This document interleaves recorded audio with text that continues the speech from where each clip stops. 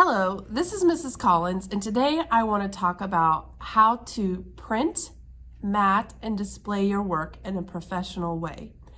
In photography class, displaying your work is an important part of taking photos. You will have the opportunity to print your favorite and best photographs from almost every photo assignment. So I'm going to ask you to pick your very best photos, as well as please keep them after you print and mat them.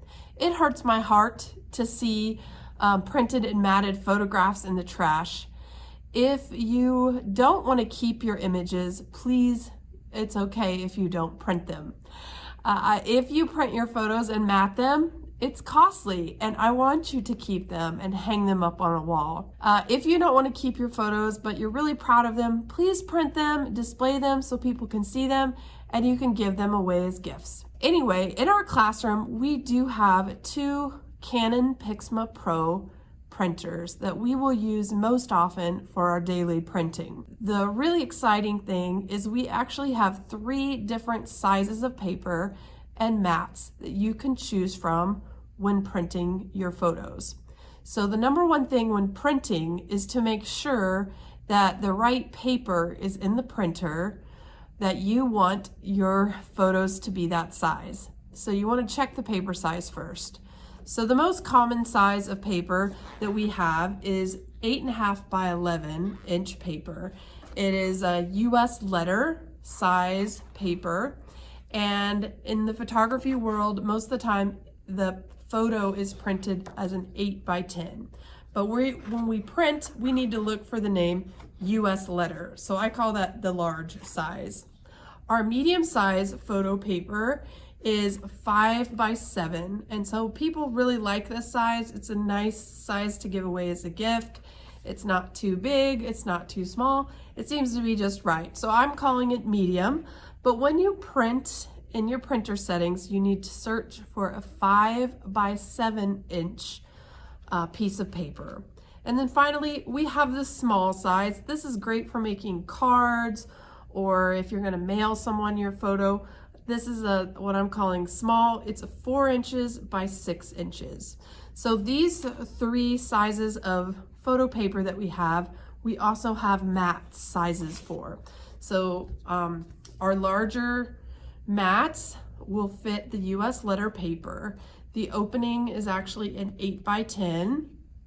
And I buy so many mats. I buy them at 25 and 50 at a time, which is why I can get a good price on them. But they actually come apart, and we've taken the time to hinge them with a piece of tape to make it faster and easier for when you're ready to start matting.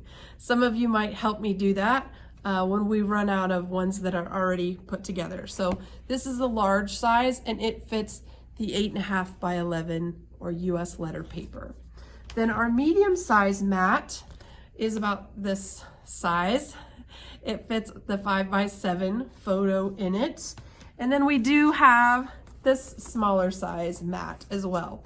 So those are the main 3 sizes I want you to use when you choose to print your photos and display them in class. So what they'll look like when they're finished is something like this. The mat boards that I have actually do come with a protective clear plastic bag to help keep fingerprints and dust off of your work. And then before we put it out to display, I've actually pre-printed you some labels that will have your name, your class, your grade, and that this is a digital print. Sometimes we'll actually put the project name on it, or I'll make a sign to display with it.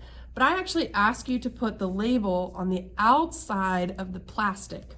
So that way, when you're done with your project and you take it home, if you want to, you can take this plastic coating off, and you still have a nice clean mat that you can use and put in a frame with glass if you wish.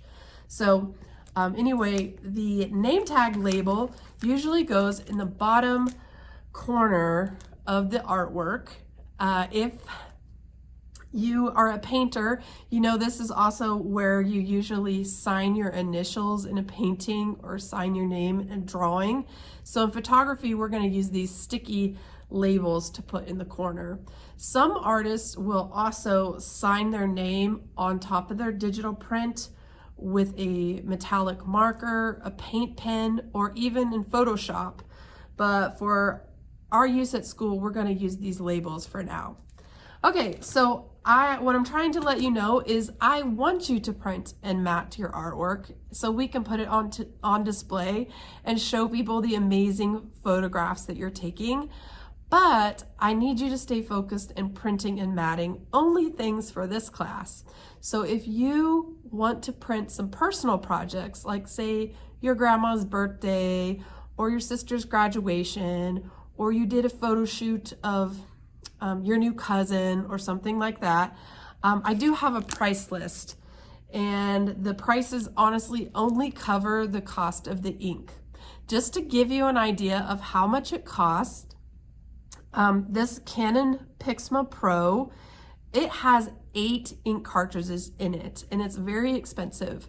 I buy used or recycled ink cartridges to help save on cost. The other inkjet printer that's in our room, the ink cartridges cost $43 a piece. That's a lot. But photo ink and mats and paper is expensive because it's meant to last a while and not fade. So the mats, I've priced them about $1 a piece, and that's for the larger ones. So the smaller ones are less than that. You cannot go to any big box store and buy a mat for that cost, and it's again because I buy them so many together, and the money actually goes back into the account to help pay for more ink and paper for future projects. Okay, so that's the basic overview of printing and matting and the sizes we have available for you to use in the classroom. I'm going to go ahead and make a second video on how to actually mat your photographs. Finally, I'm here to help you if you need it, and thanks for watching.